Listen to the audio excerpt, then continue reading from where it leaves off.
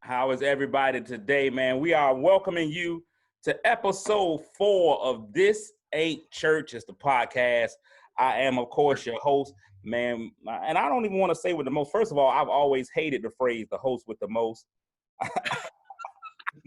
There are things that you hear, and when you hear them, you immediately start to cringe. When I hear people use the phrase, the host with the most, I immediately cringe. No questions asked. But I'm your host, of course, Cletus Cassidy, man, and I'm excited to have y'all in here for episode 4. If you've been watching the show, man, it is pretty much the most hodgepodge show on the internet right now. I think I am a victim of everybody being able to do some of the stuff that we do, and the fact that Rona has taken away all of our sensibilities. We don't have no sense of job, no nothing.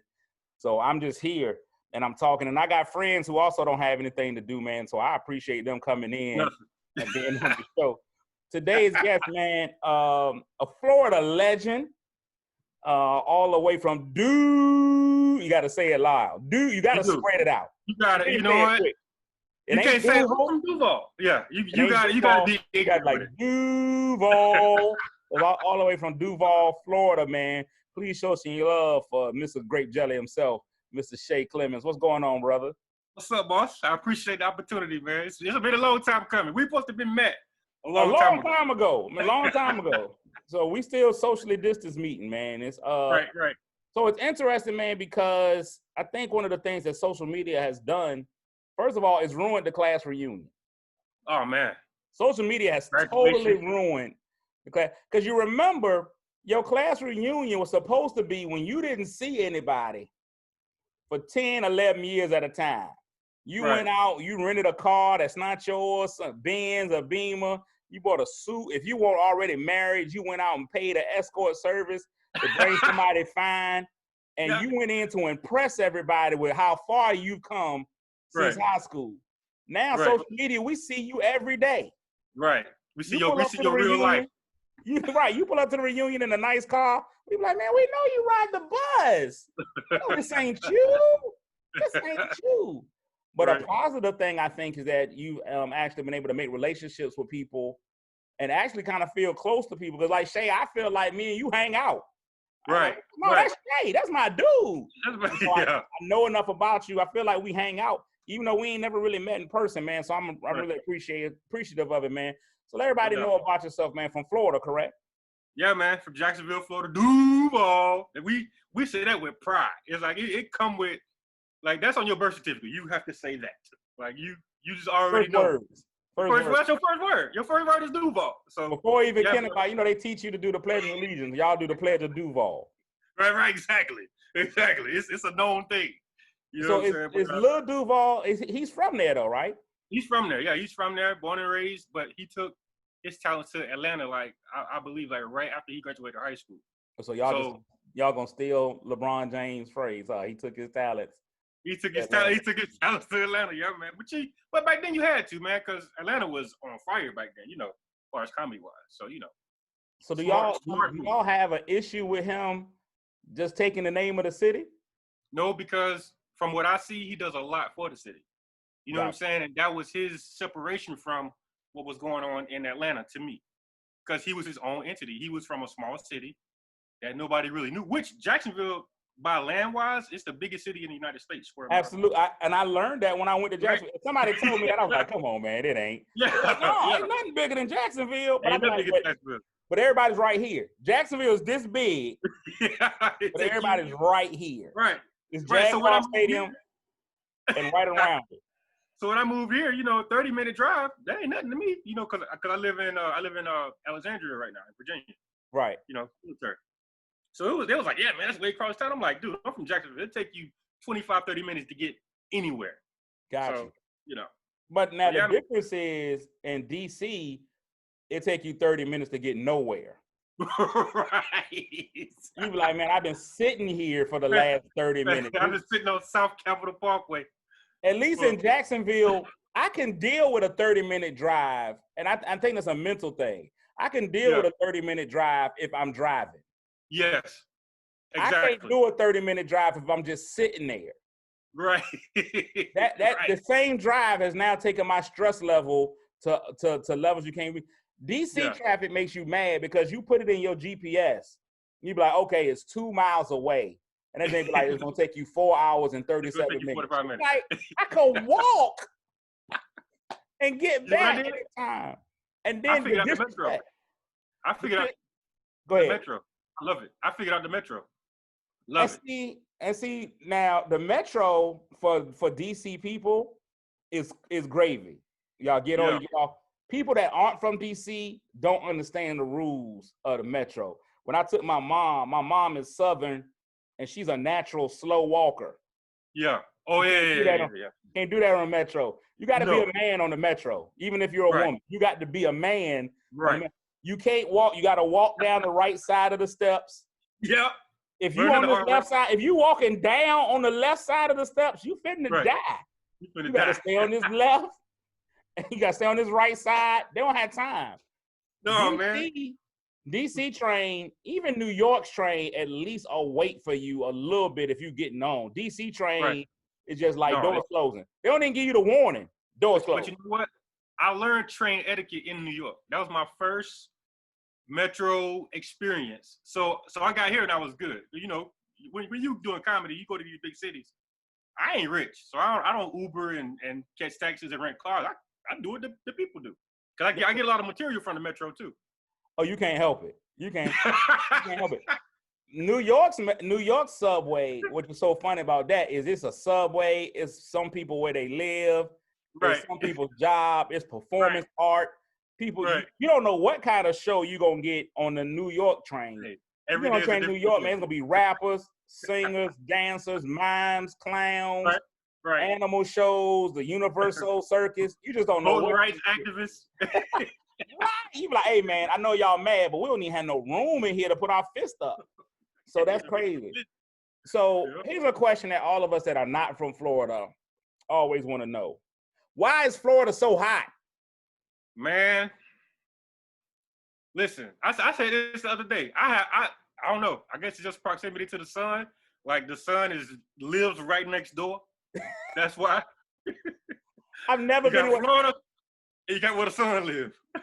Florida, you wake up in the morning and it's already at 6,000% humidity. I ain't never met it. And it rains every day in Florida. Dude, I lived in Texas for a little bit, you know, cause for military training, right? The thing about Texas heat is, if it's 101, it's 101. That's it. Straight, dry heat. In Florida, if it's 82, it'll feel like 101. That's what kids do in Florida. Yeah, it ain't the actual temperature. No, feels like temperature. And it's like walking. Yeah. Like walking through a net the whole time. You feel like you could be attacked. Like you gotta swim when you walk in Florida. It's thick, soupy air. So alligators, those are real out there. Oh, absolutely. Oh, and y'all don't have no problem. They just be in the pool. It's just something you see. If you live by a lake, you didn't have an alligator experience. They tell me if you live by any body of water, man, a pool, a puddle, a toilet. We got all the reptiles. We got some of them. It might be a dinosaur somewhere in Florida. We got every single reptile. Anything. So what made you go from Florida to DC? Well, because I'm military, and my wife, she worked for DOD too. And for us, man, it was a career progression move.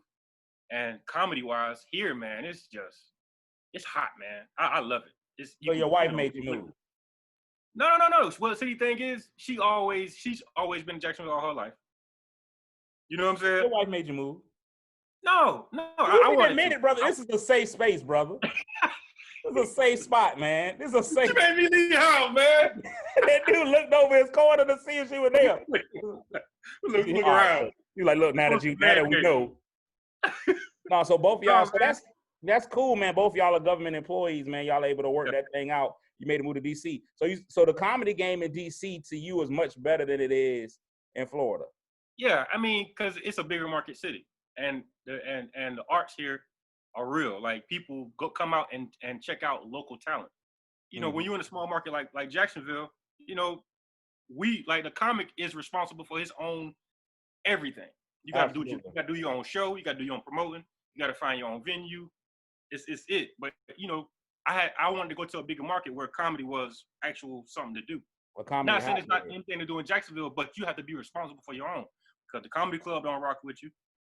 The venues don't really rock with you if you don't make an immediate amount of money, because all they see is money. They don't care about the art. They care about money. So that's why so many dudes in Florida, or dudes specifically in my city, if they're got any kind of name, they got their own show. So let me ask you this. Do you feel like, because I'm in a small city too, but at least you're in a small city that people have heard of. People know where Jacksonville is. I thought you was like Norfolk. No, see, there we go. I'm in Portsmouth, which is even worse. We the underbelly of Norfolk. So, wow. So, but you can go anywhere in the world, and Norfolk is only known because of military. Military people always know what Norfolk is. But you can go anywhere in the world and be like, hey, yo, I'm from Jacksonville. They be like, okay, I know where Jacksonville is. Y'all got teams. Y'all got all that stuff. We just got crime. We just got That's it. Wait a minute. No, so excited. They tore down the monument last night. Man, we excited like this is the first time we ever made CNN. People have been like, we made CNN. People like grandmothers is crying because they just never thought we'd be on national news. That's just how small our city is. So I'll ask you this though. So where I am, even in this Tidewater, Seven Cities area, we still got, I think, some of the most talented cats in the world. I think we got cats that you could put up against anybody in DC. Did you feel the same way about Jacksonville? It's not about the talent level, it's just about the exposure? It's definitely about the exposure, because I mean the thing is, we got a few solid comics from Jacksonville, right? But the thing is, you will never know who they are if they don't. The way it's set up there, you will never know who they are if they don't get that exposure. So sometimes to get that exposure, you gotta leave, man. But people love home. That's the thing. Some people love home and they get stuck for whatever reason and they don't want to leave. But yeah, that's anywhere. Like, I think that's a big thing, because even now, just to be honest, man, that's one of the things that I kind of grapple with. Do I move to LA? Do I move to New York? I just ain't built for Skid Row, dog. I'm fat. What you mean I'm built for Skid Row? I mean, and when you fat, man, that means you got to eat regularly. And so if you out there on Skid Row, man, you're only eating sometime. It just depends on what level you want to be at. Ain't no seconds on Skid Row, brother. You get your bag of lunch, that's it. And that's it. I've never seen that. And plus, I'm on a different level, man. I'm at the point where I don't want to live with nobody else. So you get comics all the time that be like, hey, man, we can all move out there, man. We could get an apartment. Yeah. And, no offense, I know we're in a racially sensitive time, but we can live like the Mexicans, man. We can put 20 of us in a house. And man, I'm grown at this point. I just want stuff in my house the way that I want it. I don't want to go through a fight over where we keep the hot sauce. I like hot sauce in the refrigerator. Some people like their hot sauce in the cabinet. What? Wait a minute. Wait. Excuse me? Yeah, I put my hot sauce in the refrigerator. Why do you enjoy cold hot sauce? First of all, if you were to actually read the label, it tells you to refrigerate after opening. That's an absolute conundrum if I ever heard one. If you leave your hot sauce out in the cabinet, all it's going to do is going to separate. You're going to see the vinegar separate from the sauce. You're going to have to shake vigorously each time. It's just nasty. It becomes water at the top. I don't have my producer here today. I told him to put that on the poll. Put your hot sauce in the refrigerator. People put it in the pantry. First of all, if you have a pantry, you ain't been raised hood enough. Hood people never have a pantry. Yeah, so it's a good idea that you live by yourself. Yeah. You don't need a roommate. You probably put ketchup in it. You probably eat Pop-Tarts with no frosting. No, I eat frosted Pop-Tarts, man. There's no other way to live, but I don't heat them up. Do you use AIM toothpaste? No, that's a bottom shelf toothpaste. Listen, Shay, people don't even realize that toothpaste and liquor are the same thing. The lower down your toothpaste is, the worse it is. You need to have top shelf, no lower than second shelf toothpaste. If you get that bottom shelf toothpaste, man, you ain't doing nothing. Hey, I'm judging you. I will leave. You just brush it for exercise, because that bottom AIM toothpaste ain't clean enough. That's all you working on is your AIM. If you use AIM toothpaste, that's it. That's it. It ain't clean nothing. When I first got married, man, like here's the thing. I don't mean to give relationship advice, but you got to ensure that your partner's snack selection is in order. That will break up a relationship. So you see it that way because you are in shape, man. You jog 27 miles a day. You see things differently. From a fat man perspective, I want a woman that doesn't like the snacks that I like. That way, I can put my snacks in one area, her snacks, and I ain't never got to worry about it. It ain't nothing worse than waking up at 3 a.m. thinking you gonna go in there and get you some Cool Ranch Doritos, and they all gone because she like them. No, sir. That's a good point. You get what you like, I get what I want, and that brings harmony to the house. So ain't no compromise. You get what you want. You get what I you get want. what I want. And if we both like the same thing, we got to buy 2 of it. We got to buy 2 of them. And you got yours. I got mine. Putting my name on it. You ain't been in a real relationship, Shay, until you get there. She got some locks on the chips. She done put a key lock on the chips so you can't get it. I gave up. We got 2 fridges. We got a fridge upstairs and I got the man cave fridge. I go buy my stuff and put in my fridge. It's been tampered with. I'm just like, okay. Well, who drank my last Gatorade? Don't nobody know nothing. Everybody around here hydrated except me. Everybody got electrolytes except you. Everybody got electrolytes. You the only one out there running 12 miles a day. So, an interesting thing before we take a break, man. Interesting situation I see. You are furthering your education, going to college. Yeah, man. Now, what was harder to get into, the Air Force or Howard? Howard. I'm still trying to get. Listen. I probably been in the FBI by now, trying to enroll in Howard. Why is it like? I guess that's just the the excitement about it is it take a long time for you to get. That's why we come back for homecoming. Listen, you want to learn. There are lessons you learn at historically Black college that you don't learn at a PWI. One of those things is patience, because if you can stand in an HBCU financial aid line, then you can do anything. Listen, that's why Martin Luther King ain't had no problem marching. He had been to Morehouse. Trying to get his Pell Grants, they had run his patience to a new level. He had been doing sit-ins the whole time. And here's the thing. So I've been in the military for a long time. I get the concept of hurry up and wait. But at least it's about to get done. With HBCU, you click a button, you do something. Okay. You don't even know if it's getting worked on. You don't even know if it's getting worked on. You don't even know if it's getting worked on. You just be like, man. Ain't no correspondence. You be kind of sitting out there like, at least the homecoming is dope. Like, I think we go to HBCUs just to go to homecoming. Man, it wasn't. I've been to a few PWIs. I've never seen people sit at a PWI that don't go. Right. There's people that actually come to a HBCU every day, but do not attend. They will be in the student union building every day. All on the get up, get dressed. They go through life. And now what white people do is, which is different, white people support their colleges at a level that's amazing without going. Right. So when you see people that support Alabama, the University of Florida, Virginia Tech, they ain't never took a class. Right. Right. But they support that school like it is not, like their life depends on it. Right. Black people, we go through it all 4 to 12 years of struggle at that HBCU, and then don't even get back to the Alumni Association. We at homecoming, though. But listen, people will mortgage their life to get to homecoming. You talk about no holds barred. I seen Muslims cook a whole pig at Norfolk State homecoming. I'd be like, you don't even eat pork.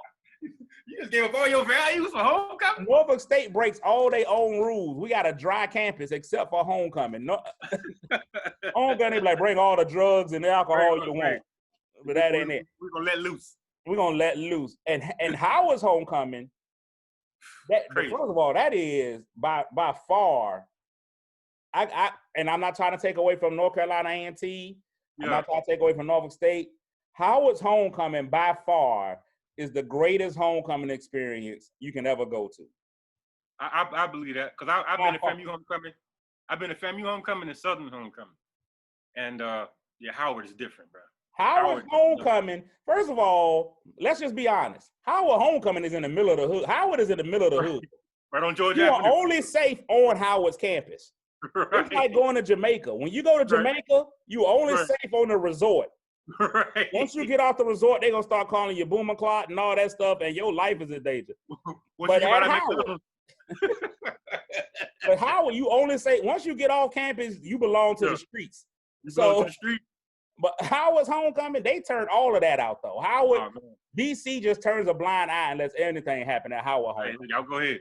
I love it. Let me get to this commercial, man. I got to make this money. This episode of This Ain't Church is brought to you by Ray's Ribs, Root Canal, and Rectum Exams. Be treated like a star at the 4 R's. Their founder, Ray, is dedicated to taking care of your entire person. From lip-smacking, down-home, delicious ribs to gentle, heartwarming rectal exams given with a mother's gentleness, Ray has you covered. Ray believes that just giving you delicious ribs isn't enough. Allow him to take care of where they go in and where they come out. Right now, you can get Ray's 4R Rooter to Tutor Special. 2 slabs of his slow-cooked ribs in any flavor, a full dental exam, fronts provided at an additional cost, and a prostate exam for only $29.99. Ray's Ribs, Root Canals, and Rectal Exams. We got you from front to back. All right, there we go, man. That was sponsored by Ray's. I don't actually have any real sponsors yet, Shay, so I got to win. Fake it till you make it. Hey, man, you go get it. I can see it. It's what Rockefeller did. Rockefeller, they didn't have no money at first, man, and they just went out there. Yeah. Ray's Ribs. You got to love Ray's. So here's one of the things I wanted to talk to you about, man. I have been, people are talking about, have you been to Howard? We got to deal with this, man, because you still there. Have you been to Howard lately? Gentrification has happened, and it's no longer like it was back in the day. You have to do a double take to check if you're still near Howard. I'll say this. They have gentrified Howard. Yeah. However, because that little field, there's a little field, man, where they play baseball and soccer and all that stuff right there by Howard. There has been some gentrification. However, you're going to take a lot of white to unblacken Howard. It's going to take they had an issue last year where the people who moved in the area, they was walking their dogs all on campus, letting the dogs do them on campus. Dogging. Hey, check. Hey, this is what y'all not finna do. Not here. Not here. You don't even participate in Scoop the Poop. Y'all keep them things off. Right. White people had that kind of they had that kind of boldness. I love white people boldness. White people bold. If we as black people had white people boldness, man, do you realize the changes we could make in the world? White people boldness is I'm gonna step foot on here because I live near here and let my dog defecate on the hallowed grounds of Howard University. Howard University. Yeah. Crazy. I call it universal whiteness. They do what they want to do and everybody be behind them. Get behind them quick. We got to get a resolution put in and call Al Sharpton. And Al can't preach. He can't preach like he used to, man. He's skinny now. Yeah, man. People talk about him at the end. He did what? George Floyd had 7, 8 funerals, and after Al Sharpton had preached all of them. Did you see how tired Al was? And Pastor was like, he ain't even speaking in the Bible no more. I was like, man, that man is tired. You don't have fat black pastor wait no more. When he was fat Al, Al could preach forever. Listen, fat black pastor energy. Listen, have you ever got? They start whooping and they start. I love fat black pastor energy because they start sweating immediately upon getting to the podium. The moment they get to the podium, I'm on, wipe me down. The moment they get there. Now, I want to ask you a question, man, because we're talking about George Floyd. We know where we currently are as far as the climate in our country. And we're not talking about the actual climate, just the racial climate in our country. Now, you're Air Force. Right. And what I've really enjoyed is the dichotomy of your life being an Air Force guy in our service. And again, we thank you for your service, man, because I couldn't do it, even in a lightweight form like the Air Force. I know y'all ain't really doing a whole lot, man. You know, in the sky. Yeah, y'all got it easy out there, the Air Force, man. But y'all are transport everybody. I love the Air Force, man. We're not fighting. We'll drop y'all off. Hey, we'll provide some air support. Yeah, y'all are the military Uber. Y'all ain't getting close to it. We the military spirit. Yeah, y'all social distancing. Y'all will blow it up from away. So I like that. Right. So as a military man, you also have your career as a comedian and an excellent comedian as well. Both of those, man, come with heavy burdens, man, a lot to carry. But you've been speaking out a lot about what's been going on in our social climate, man. And, you know, I applaud you for that, man. You kind of been like, comedy career, if you're going to be my fan, you're going to be my fan. If you don't like it, I mean, I don't like you. And even with your military, man, you haven't allowed that to put you into a conformist spot where you have to be like, America. You know, you haven't gone there yet either. So just tell me, man, what are some of your feelings about what's going on from a military perspective? Because I know a lot of this is like, you know, about this very country that you've sworn to protect. Right. See, the thing about that is, and I'm thankful I got good leaders. When I take that uniform off, I'm a black man. Got you. When you put it on, you're still black. Right. But when I put it on, I'm looked at differently. Oh, as he's one of us. It ain't like that. I ain't on that. Because as soon as I take it off, like as soon as I get out the military, I can be subject to anything that these other brothers going to, these other families going to, and ain't nobody gonna care. Because, you know, and like I said, I've served my country for 20 years. I'm about to get out, now it's time to serve my community. So this is about to start happening now. That's why I'm getting my education, sociology. I'm gonna take that as far as I can, probably get a doctorate in it or master's in social work to get back where I need to be to change the narrative about us. Because I ain't come up with the military mindset. I did that just like anybody else to get away. So I understand, man. It's a lot of guys do be conflicted because you just can't act like whatever is going on don't exist. You can't act like racism don't exist. That's what I don't like. You know what I'm saying? And the Air Force, we, you know, they kind of taking it head on, far as, you know, addressing a lot of the situations that's going on. So I appreciate them for that. But at the end of the day, man, still a black dude. Let me ask you this, because when we start thinking about it, man, and this could be my ignorance to the matter. So I'm glad you're here to correct me. When we start thinking about it, man, we don't really see a lot of brothers going the Air Force route. When we think about brothers in the military, we definitely think Army. Yeah. We come back maybe a little bit to Marines, but Army and Navy is where we really are solid in seeing a lot of black people. But we really not no shade at the Air Force at all, but we really don't really talk that much about the Air Force. So what is the breakdown? Is there a lot of black people in the Air Force, or help me with that? No, it's not that many, man. It's not that many. What happens is a lot of the Air Force recruiters don't come to our schools, but the Army guys and the Navy guys, they'll go to, you know, I hate to say it, you know, the lower income areas to preach a dream to these kids so they can get away from their situation. A lot of the Air Force guys don't, because for some reason the scores are higher to get in. Not saying we can't make the scores, because they do make the score. They just don't come to the school, so they don't have that exposure to it. Like I didn't know the Air Force had black pilots. Nobody ever told me that you can do this. You don't have to do that. You can do this.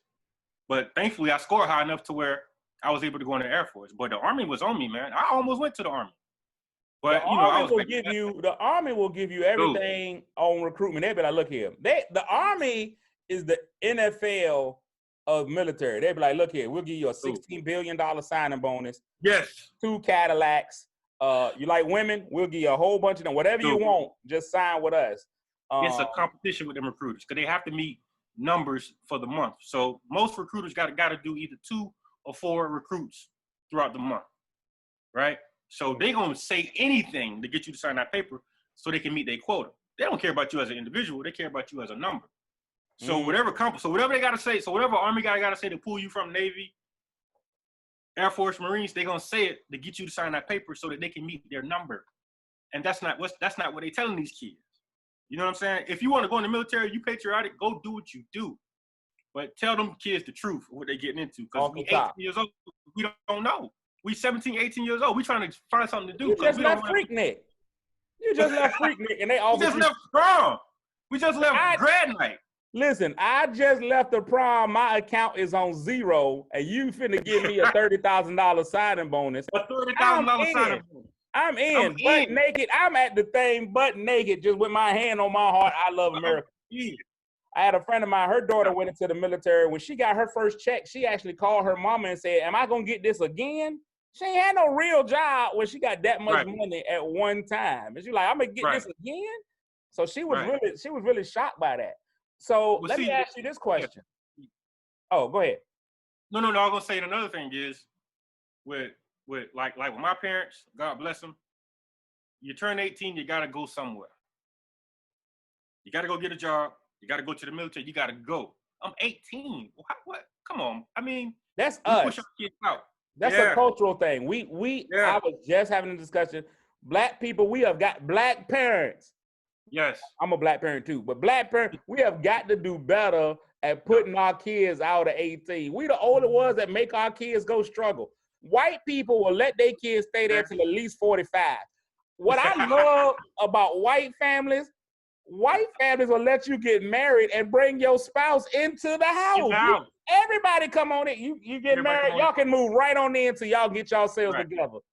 Exactly. If you get engaged in a black family, you have got to go. Y'all better find y'all a 1-bedroom apartment with no bathroom. No hotel. Y'all got to go. We put our kids out. So we don't start our kids. We don't start our kids off on the foot a lot of times. If we can at least get them a good foot. If I may, here's the thing with my situation. I feel like I was pushed out.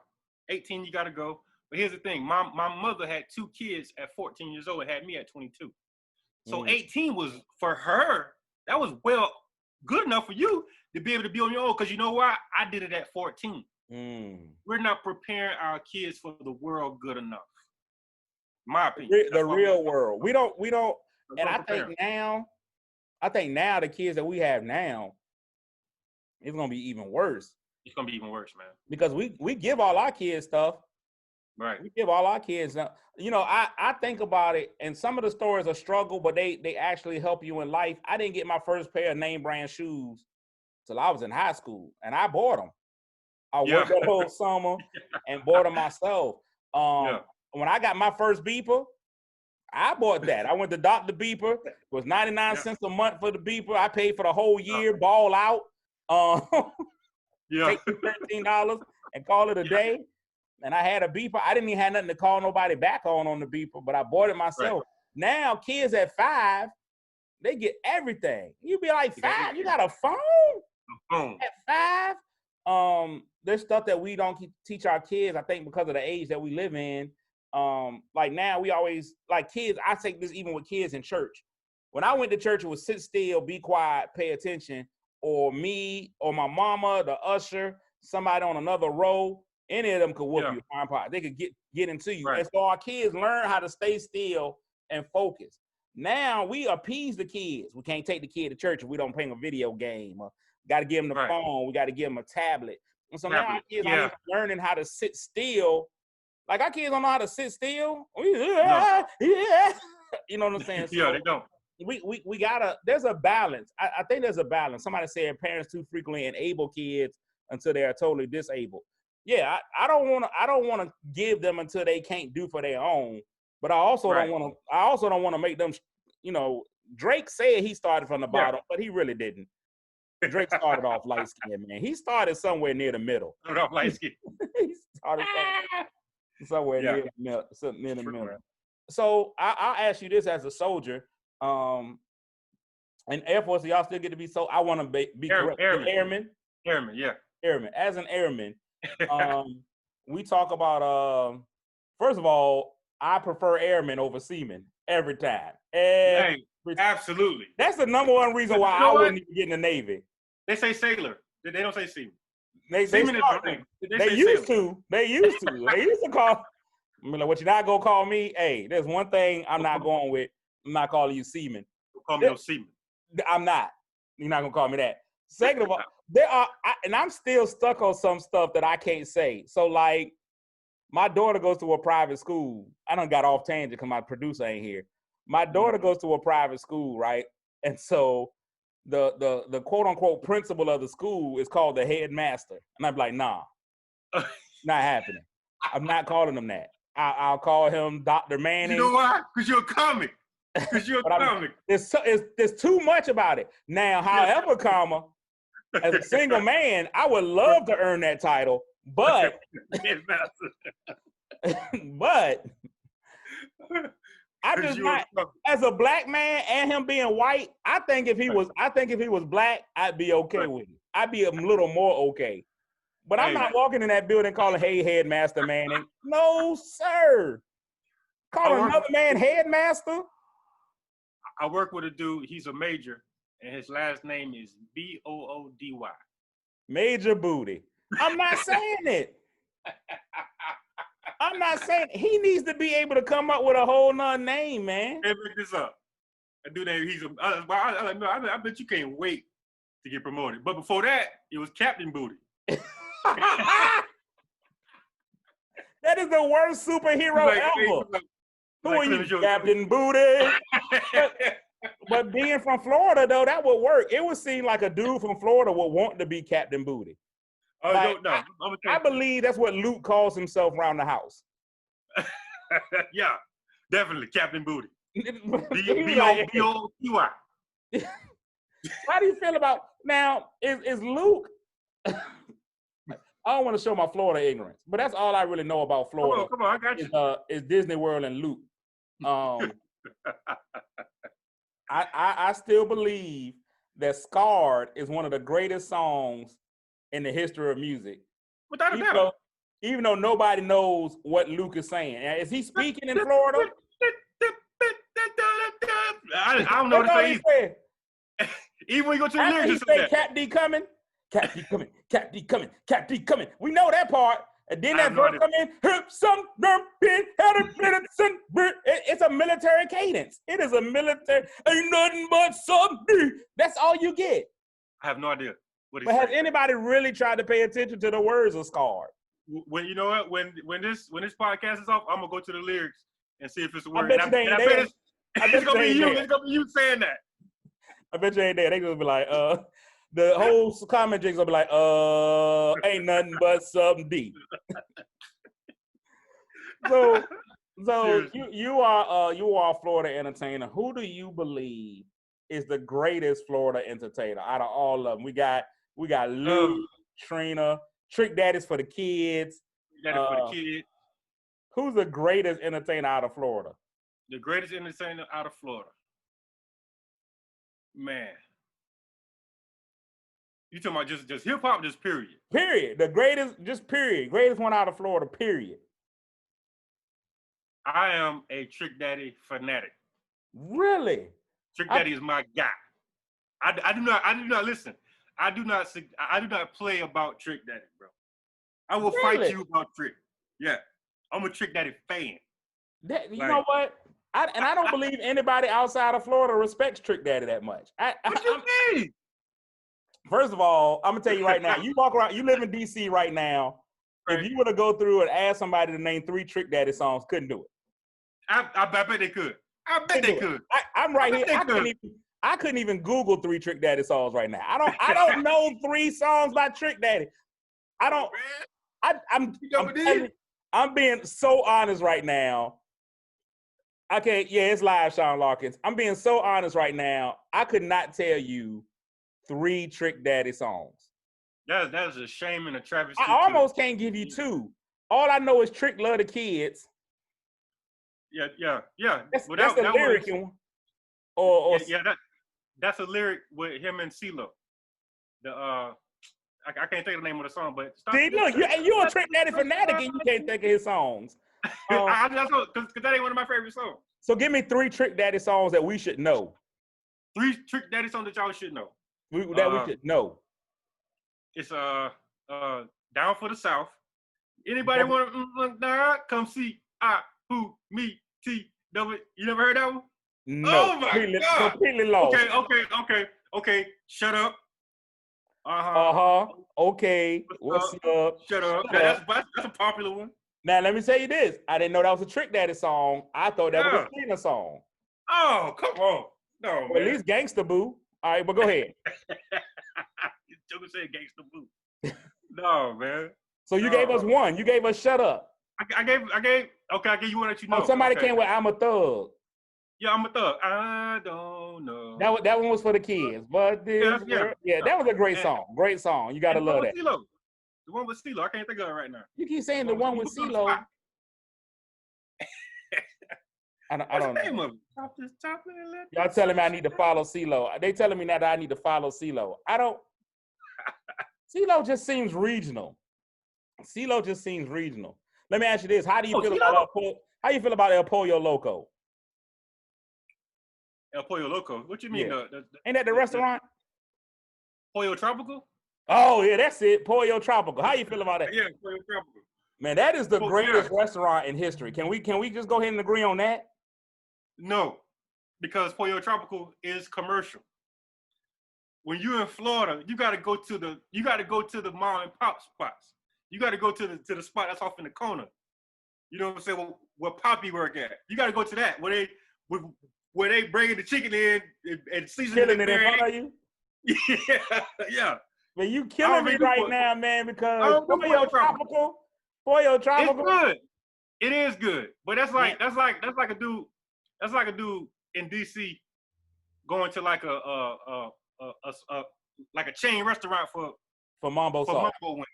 You know what I'm saying? Come on, man. All right, I'll give you that, but I'm gonna tell you one thing, man. Try your Pollo Tropical. Changed my life.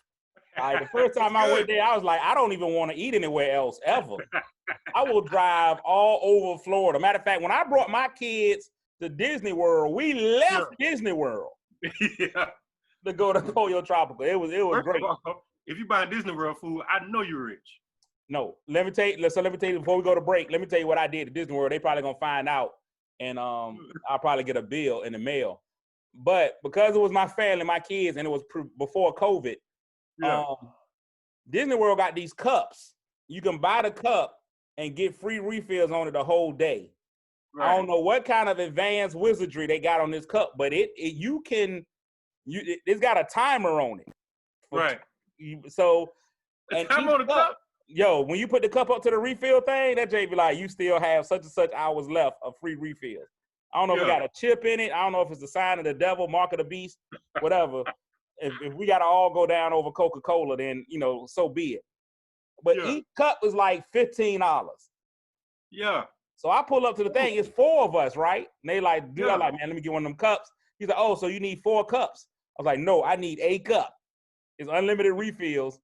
We bought 1 cup and drank on that thing as a family the whole day. It won't gonna be.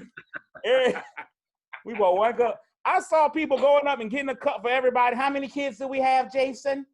It's 5 of us. We need 5 cups. That was like $75 on soda. Nah, cuz I'm gonna get this 15, and whatever we got, we all gonna get. Whatever we get. I know where my mouth been. I know my kids' mouths are pure. We rolling with it, man. The worst I can get is a cold. Listen, we had to share drinks, and it's nothing worse than when your kids don't both like the same drink.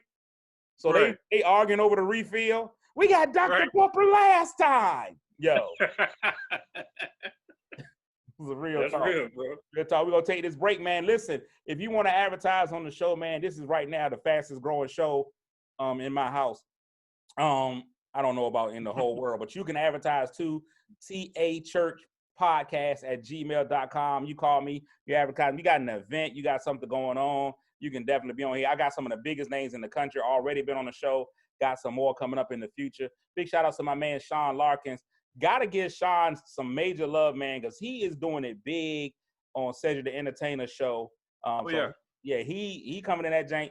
When you get on a show and you get a minor role, but they keep bringing you back, and you become one of them dudes people like, so y'all can't check him out. He's the mailman on that show, and so he's doing it big, man. Comedy legend, and he's breaking out into the acting thing. So I got a story. I got a story about Sean Larkins and I. So let's tell Sean's business. We was on the show in Hattiesburg, Mississippi. I'm glad you survived. Great time. Oh, okay. Amazing time. I'm talking about, it was packed out. It was maybe 300-400 people in there, bro. Shout out to comedian Wody.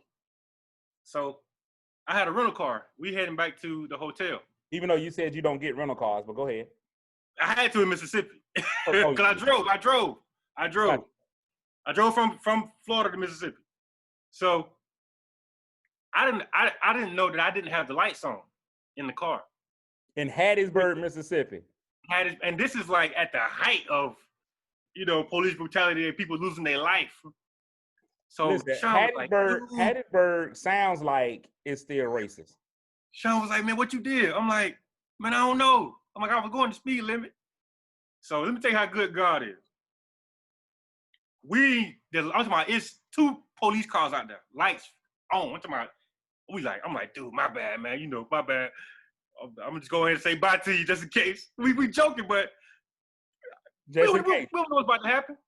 Dude came up. It was a black man. Hey, man, cut your lights low. I'm like, all right, my bad, dog. All right, we will go. I'm like, man, my light flashed before my eyes. You got to stop in Mississippi. Yeah, and listen, all we know about Mississippi is ain't that where that's where life took place. They ended up getting a life sentence for getting pulled over in Mississippi. So that's crazy.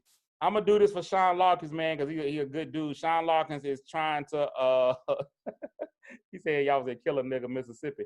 I'm gonna do this for Sean because he asked us to do it. Sean just put on his post where he switched his money over to a black bank. Sean is rich enough to allow the 6-day grace period that black banks take to put his money over. So Sean put all his money into black banks. But I do think that if we can, I did open an account with One United Bank, which is the oldest black bank in the country. Nice. But he was like, we need to start as black people putting our money into black banks. Hopefully, what that can do is change the system a bit, because now when we have our money in black banks, that means black banks are able to fund black people getting houses and getting out of apartments, getting out of the ghetto, getting off of Section 8, getting off of that kind of assistance. And so hopefully, if we put enough money into these black banks, man, the black banks can come back and support our community. And if they don't, if we have our money in those banks, we can demand that they do. Right. We can hold them accountable. So big out to Sean Larkins, man, for just going ahead and reminding us that, man, he on his activism thing, man. Everybody can't be Killer Mike, but you can at least be Sean Larkins. Absolutely. At least. So here's a fun part of the show, man. And really, man, I've been waiting on this for a long time. All right. This is something that I've been waiting on for a long time. Now, you have an amazing joke about no grape jelly. We won't talk about it right here on the show. You got the no grape jelly shirt on. Where can they get a no grape jelly shirt from? Just hit me up. I'll send them out. Just hit me up. Shay ain't got no. Shay is black business. He don't have an official website or anything. He just like, call me. Just call me. Just hit me up. I'm at One United Bank. Bree, I don't have my. See, if I had Sam here today, he already calling out of work in the 4th episode. I would have just been like, Sam, pull up black banks. But I do know I got an account with One United Bank. Sean, if you could put the bank that you use in the chat, man, so that they can know what another black bank is, man, that'll be great. And I'll kind of yell that out too. Now, you got no grape jelly, food related, but here's a debate we've been having. And it comes from your hate. Oh, God. Of this delicious snack right here. Oh, God. Sean hates. Shay hates vanilla wafers. I don't know why you hate vanilla wafers, Shay. I don't know what a vanilla wafer did to you in the past, but you will not admit that this is probably the most delicious of all cookies. Not by itself. That's my thing. You don't eat vanilla wafers. There's nothing like. Let's just look at it. First of all, it's a wafer. All right. It's a wafer. I have actually. What I've actually done is I've replaced my church communion wafer with a little wafer, because I believe that if we really were to take a bite out of Jesus in real life, I believe if we would have been walking the earth with Jesus and I took a bite out of Jesus, he tastes a lot like this vanilla wafer here. So I've replaced it. What do you say is a better cookie than the vanilla wafer? And I'll enjoy one as you speak. Here's my thing. I don't have a disdain totally for vanilla wafers. I just don't think that vanilla wafers make sense outside of banana pudding. It is specifically for banana pudding. Eating vanilla wafers is like eating a chocolate chip with no cookie attached. That's what that is to me. You know what I'm saying? It's like, oh, I just want some chocolate chips. Cookies? No, just chocolate chips. That's the same thing as vanilla wafers and banana pudding. It's the same correlation. It's the same relationship. With you, eat vanilla wafers plain. It's like you're not giving vanilla wafers its true potential. It's like vanilla wafers is great, but you only let them do open mics. Here's the thing. Here's the thing. I believe this about the vanilla wafer. Vanilla wafer is a delicious cookie by itself. I believe that you can't have banana pudding without the vanilla wafer. If you got banana pudding without vanilla wafer, it's nothing. You are not eating a grown-up banana pudding if you got it without vanilla wafers. If you are eating banana pudding with no wafers, you might well get them little couple Jello puddings. See, I don't like them. And go be a child. And when I was a child, I did childish things. But when I became a man, I was able to step into the arena of vanilla wafers by themselves. So now people are asking what's inside of vanilla wafers. Well, you know what? I will tell you. Let's discuss that.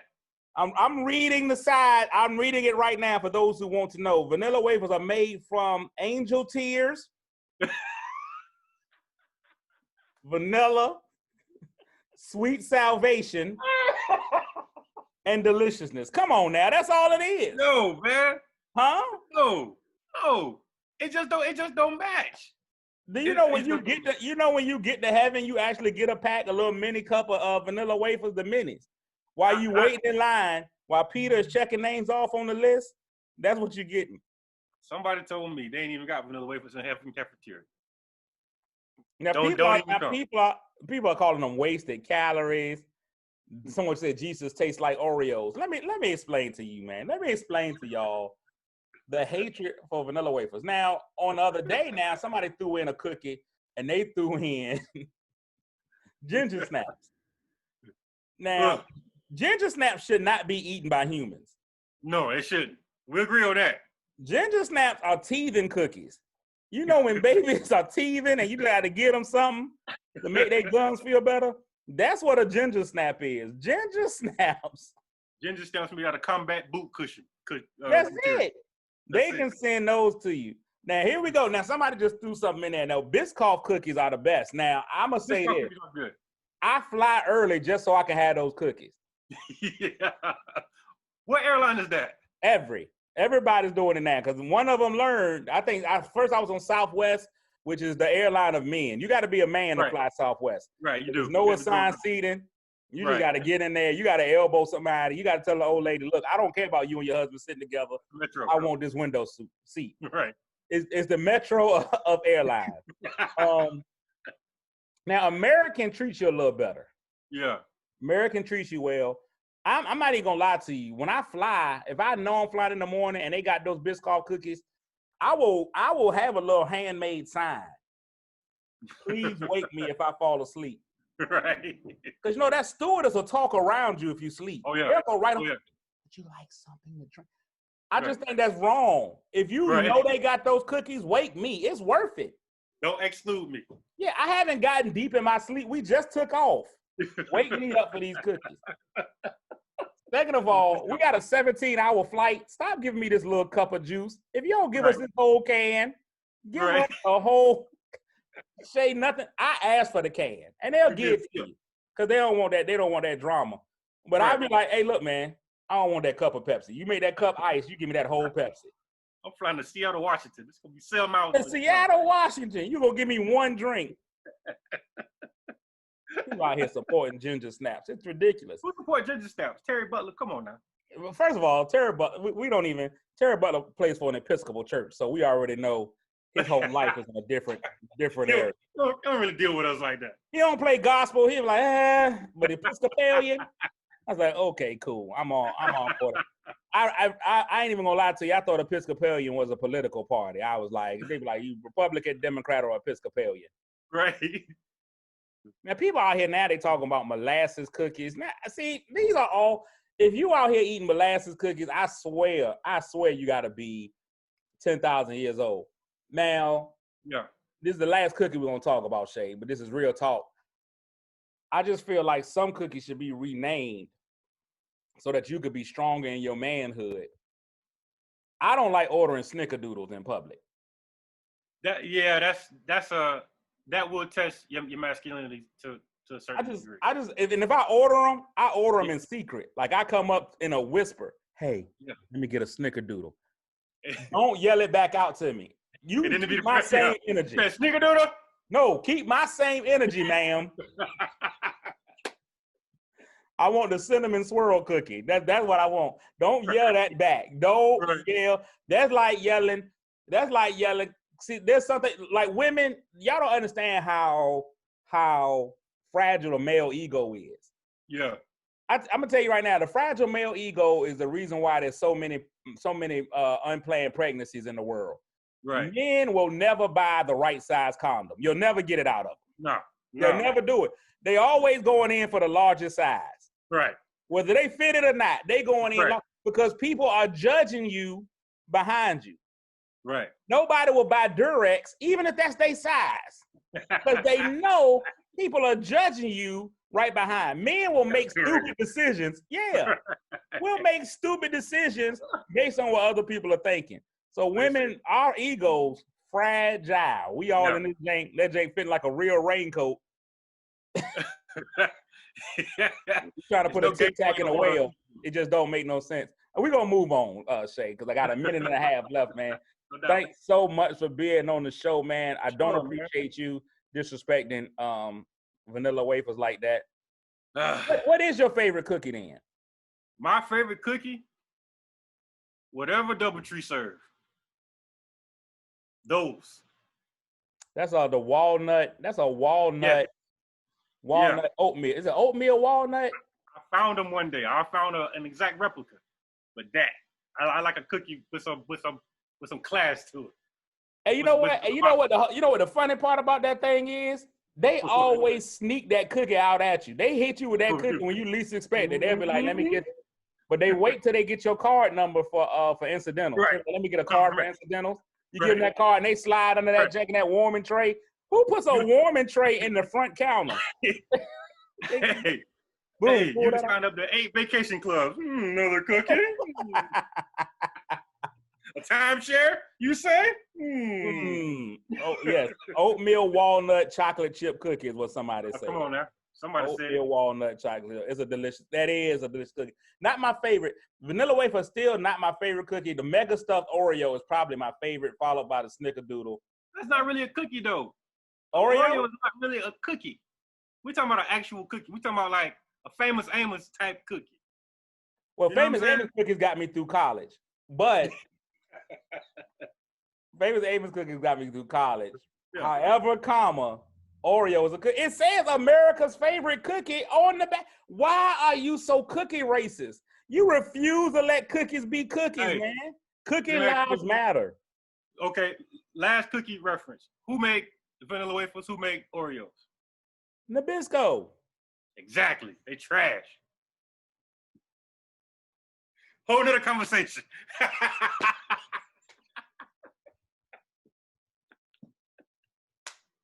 I don't even know how to deal with you He's speechless right now, man. I can't even. We can already get off this live, man. I gotta talk to you, man. Now, I gotta get your opinion on this. How do you feel? If I am, let's just say I had done 38 comedy shows. Yeah. Of those 38 comedy shows, I got booed at all 38. Woo. Meaning I failed at all 38 of those shows. And then they come out with a policy that says you can't have Black Lives Matter t-shirts on at comedy shows. So I retired from comedy in a protest against comedy. Basically, that's what we just saw in the NASCAR world. We saw a young man that has never won a race. Never won a race. Never even been on the podium, which means he hadn't come in first, second, or third. His best finish was 33. 33rd out of 40.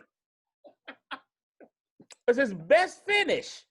He quit because NASCAR will no longer allow the Confederate flag. Shay, just give me 45 seconds on that thing. So similar thing, right? this guy that I work with, military, he got mad when the Jacksonville Jaguars took a knee, before the game. And he went on a rant. It was all in the newspaper. He said he's not going to re-up his season tickets, but he sits in the 400 section. They don't even see you at the game. Nobody cares. Like, goodbye, peace. You had to guess that they had taken a knee. If there's one thing that I know about Jacksonville Jaguar football, and this is not a slight, it is the truth. They will pay you to come to a Jaguar game. You find tickets in the cereal box. They are so intent on the bad product that's on the field that they try to tell you it's a great fan experience. They have a whole pool in the stadium. People in the pool ain't paying attention to the game. Yeah. Jackson, they don't get Pitbull is over in a corner dancing the whole time. Anything to distract you from the Jacksonville Jaguar game. And you sit in the 400s? Nobody cares. So this dude, you quit racing. You never won a race. So like I said, race just not his thing. He's just not good. You ain't good at race matters no matter what. Race period, bro. You ain't good at automobile race. Auto race that you love so much. Anything that you race, it ain't working. Man, thanks so much, Shay. Tell everybody where they can find you online and elsewhere. Oh man, so Instagram's that's my actual name, Shay Clemons, SHayClemons, and Facebook, SHayClemons. I don't got a website yet because I ain't as big as Cletus. Now we talking about weight, or we just talking just in general? Because you still do stuff that I don't do. I don't like you, Shay, because you put up there, it was rough, but I was able to do it. Ran 4.5 miles a day. Dog, it made me put my little walk away. I be walking a mile every day. I be feeling good about myself. Then I look up at you. That's why I won't follow you on the app. Right, go follow out there. You did it the other day. You told me it was rough, especially when I started running uphill. But I was like, man, I hate Shay Clemons. He's all in shape and fit. All right, man, we got to go, man. When I don't have no producer, I go over time. Man, thanks so much, Shay, for tuning in, man. And thanks everybody that tuned in on the show. Shay Clemons, man. Y'all see his name right there at the bottom of the screen. I appreciate you, brother. Keep it light, man. No grape jelly. Thanks, bro. Appreciate it, bro. All right.